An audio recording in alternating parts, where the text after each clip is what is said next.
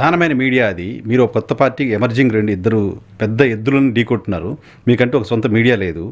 ఉన్న ప్రధానమైన పత్రికలన్నీ బీసీలు వ్యతిరేక పత్రికలు అంటారు. మరి మీ ఎజెండా ఏంటి? మీ ఎజెండా ఎలా వెళ్ళాలి జనాల దగ్గరికి? నేను అన్ని పత్రికల గురించి మాట్లాడలేదు. నిజంగా బీసీలకు సంబంధించి మద్దతు ఇచ్చే మీడియా సంస్థలు ఉన్నాయి, వార్తాపత్రికలు ఉన్నాయి, టీవీ ఛానళ్ళు ఉన్నాయి. ఈ 2 పత్రికల గురించి మాత్రమే చెప్తున్నాను. ఎందుకంటే బీసీలకు జరుగుతున్న అన్యాయంలో ప్రభుత్వానికి సంబంధించిన కుట్రలో భాగస్వామ్యం ఏవైతే ఇలాంటి శక్తులు ఉన్నాయో వీటి మీద కూడా పోరాటం చేసినప్పుడే ఈ విష వృక్షాలకు సంబంధించిన వేర్లు లాంటిగా ఇలాంటి తప్పుడు పత్రికలని బహిష్కరించినప్పుడే ఖచ్చితంగా భవిష్యత్తులో బీసీలకు మంచి జరుగుతుంది కాబట్టి స్పష్టంగా తెలియజేస్తారు. సో ఆ పత్రికలో వస్తున్న కథనాలు కూడా మీ విజయాలుగా ఎందుకు చూడలేరు? మీరు మాట్లాడిన తర్వాత, సింహగర్జన ప్రకటించిన తర్వాత సో కాస్త కన్ఫ్యూజన్ క్రియేట్ చేయడం కోసం, బీసీలను డైవర్ట్ చేయడం కోసం ఈ కథనాలు వస్తున్నాయంటే డెఫినెట్గా అది మీ సక్సెస్గా చూడాలేమో. ఇందులో నిజంగా ప్రభుత్వంలో మార్పు వచ్చి ప్రభుత్వానికి చిత్తశుద్ధితో అడుగులు ముందుకు వేసి ఈ డిమాండ్లు నెరవేర్చే ప్రయత్నం చేస్తే దాన్ని ఖచ్చితంగా యాక్సెప్ట్ చేయొచ్చు. కానీ ఇక్కడ జరుగుతున్నది ఏంటంటే తప్పుదారి పట్టించే విధంగా, అదే విధంగా మభ్యపెట్టే విధంగా, ఉద్యమాన్ని నీరుగార్చే విధంగా చేస్తున్న ప్రయత్నం కాబట్టి దాన్ని తెలియజేయాల్సిన బాధ్యత నా పైన ఉంది. బీసీలలో చైతన్యం తీసుకురావాల్సిన బాధ్యత ఉంది కాబట్టి వాస్తవాలు మాట్లాడుతున్నాను అన్న. సో 4-5 ఇష్యూస్ మీరు ఎజెండా ఎత్తుకున్నారు. ఒకటి ఖరేడుకు సంబంధించిన అంశం, ఆ సమస్య పరిష్కారం అయిపోయినట్టేనా? ఇండోసోల్ గురించి, షిరిడి సాయి ఎలక్ట్రికల్స్ గురించి ఇదే ఆంధ్రజ్యోతి, ఈనాడు పత్రికలు గత ప్రభుత్వ హయాంలో పెద్ద పెద్ద ఆర్టికల్స్ రాయడం చూసా. ఇప్పుడు సైలెంట్ అయిపోయి ఈ ప్రభుత్వం దాదాపు 40,000 కోట్ల రూపాయల ఇన్సెంటివ్స్ షిరిడి సాయి కంపెనీకి ఇవ్వబోతోంది, ఇండోసోల్ కంపెనీకి అని విన్నా.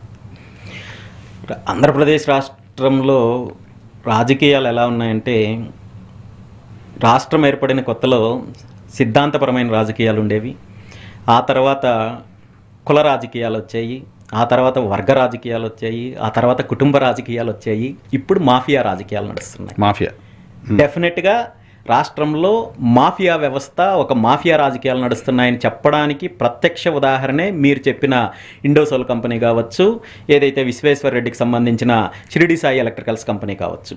2019 నుండి 24 వరకు జగన్మోహన్ రెడ్డి గారి ప్రభుత్వ హయాంలో ఇదే విశ్వేశ్వర రెడ్డి అనే ఒక జగన్మోహన్ రెడ్డికి సంబంధించిన కుటుంబ సభ్యుడితను, ఇతను జగన్మోహన్ రెడ్డి బినామీ సంస్థ, ఈ కంపెనీ ప్రభుత్వ ఆస్తి, ప్రభుత్వ ధనాన్ని అవినీతి చేసి 92,000 కోట్ల రూపాయలు అవినీతి చేశారని చెప్పి తెలుగుదేశం పార్టీ, ముఖ్యమంత్రి చంద్రబాబు నాయుడు గారు, ఆ పార్టీకి సంబంధించిన నాయకులు, అదేవిధంగా వాళ్ళకు మద్దతు ఇచ్చే ఈనాడు, జ్యోతి లాంటి పత్రికలు మొదటి పేజీలో రాశారు. ఇదే ముఖ్యమంత్రి చంద్రబాబు నాయుడు గారు ఆనాడు కడపలో బహిరంగ సభలో మాట్లాడుతూ ఈ విశ్వేశ్వర రెడ్డి చేసిన అవినీతిని, ఈ షిరిడి సాయి ఎలక్ట్రికల్స్ చేసిన అవినీతిని నేను అధికారంలోకి వస్తే కక్కిస్తాను, ఇతన్ని జైల్లో పెడతానని చెప్పి ప్రగల్భాలు పలికిన ముఖ్యమంత్రి చంద్రబాబు నాయుడు గారు ఇదే విశ్వేశ్వర రెడ్డి దగ్గర నుండి ఎన్నికలకు ముందు జనవరి 12వ తేదీన 40 కోట్ల రూపాయలు ఎలక్ట్రల్ బాండ్స్ రూపంలో నేరుగా లంచాలు తీసుకోవడంతో పాటు, అవినీతి చేయడంతో పాటు ఇంకా ఇండైరెక్ట్గా ఎన్ని వేల కోట్లు తీసుకున్నారనేది తెలియాల్సి ఉంది.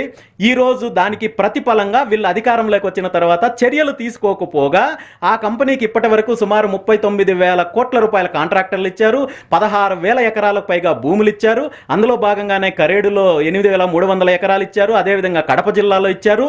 భూములు ఇవ్వడంతో పాటు వాళ్ళు చాలా పేద కంపెనీ కాబట్టి గతంలో ఇదే కంపెనీ గురించి మాట్లాడుతూ నారా లోకేష్ గారు ₹1,00,000 మూలధనంతో వచ్చిన కంపెనీకి 92,000 కోట్లు ఇచ్చేశారని చెప్పి మాట్లాడిన నారా లోకేష్కి కేవలం ఆ ₹1,00,000 గుర్తుందేమో, వీళ్ళ పాపం పేద కంపెనీ అని చెప్పి రిజిస్ట్రేషన్ ఫీజులు కూడా రాయితీలు ఇచ్చి అవినీతిలో భాగస్వామ్యం. అంటే ఇక్కడ ఏమవుతోందంటే వీళ్ళిద్దరి మధ్య కూడా అవినీతికి సంబంధించిన అంశం వచ్చేసరికి ఒక అన్రిటన్ అగ్రిమెంట్తో ఏ పార్టీ అధికారంలో ఉన్నా వాళ్ళ భాగస్వామ్యంతో నడుస్తున్న దోపిడీ అనే దానికి స్పష్టమైన ఉదాహరణ ఇది.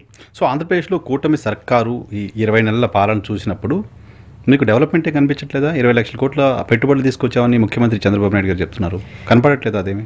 ఇంతకంటే జోక్ మరొకటి ఉండదన్నా. ఈ పెట్టుబడులు, ఈ 1,000 కోట్లు, లక్షల కోట్లు వీళ్ళంతా చెప్పేది పేపర్లో కనబడుతుంది తప్ప వాస్తవంగా ఎక్కడా జరగడం లేదు. ఎందుకు అగ్రిమెంట్లు, ఎంఓయూలు, సదస్సులు, ఇలాంటి ఎంఓయూలు గతంలో జగన్మోహన్ రెడ్డి గారు చాలా చేసుకున్నారు. ఇలాంటి సదస్సులు, ఇలాంటి ఇన్వెస్ట్మెంట్ సమ్మిట్లు, బోల్డన్ని సమ్మిట్లు పెట్టారు. వీటన్నింటి పేరు చెప్పి ఏ విధంగా ప్రజల ధనాన్ని, ప్రజాధనాన్ని, రాష్ట్ర ధనాన్ని ఖర్చు పెట్టారో తెలుసు.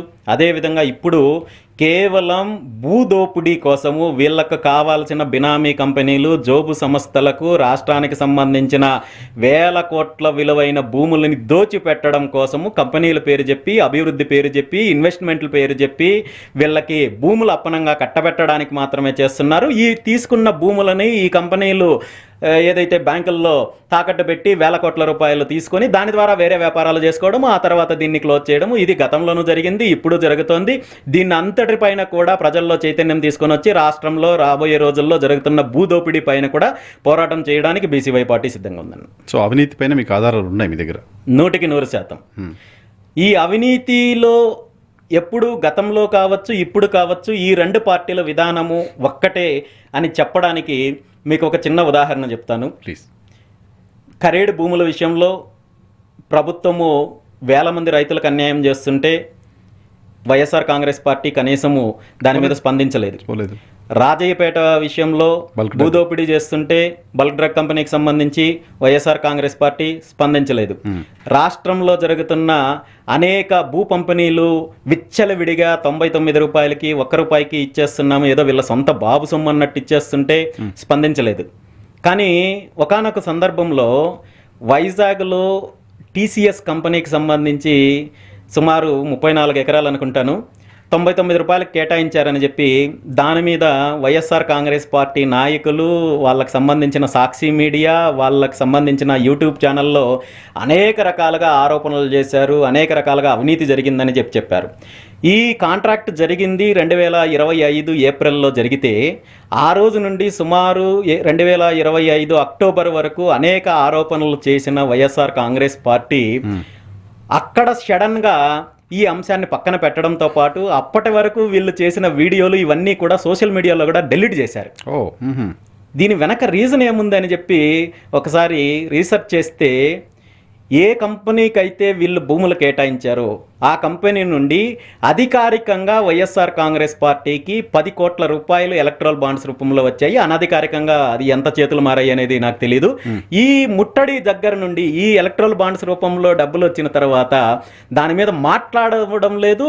అదేవిధంగా గతంలో చేసిన ఆరోపణలన్నింటినీ కూడా డిలీట్ చేసే ప్రయత్నం చేశారు. అంటే అవినీతిలో ఈ ఇద్దరు పార్టీలకు భాగస్వామ్యం ఉంది. అందుకే నేను మాఫియా రాజకీయాలు అంటున్నాను. ఖచ్చితంగా ఈ విష సంస్కృతి నుండి రాష్ట్రం బయటకు రావాలంటే, ఖచ్చితంగా ఈ రెండు పార్టీల యొక్క అరాచకాలకు అంతం పలకాలంటే ప్రత్యామ్నాయ రాజకీయ పార్టీ కావాలి. ప్రత్యామ్నాయ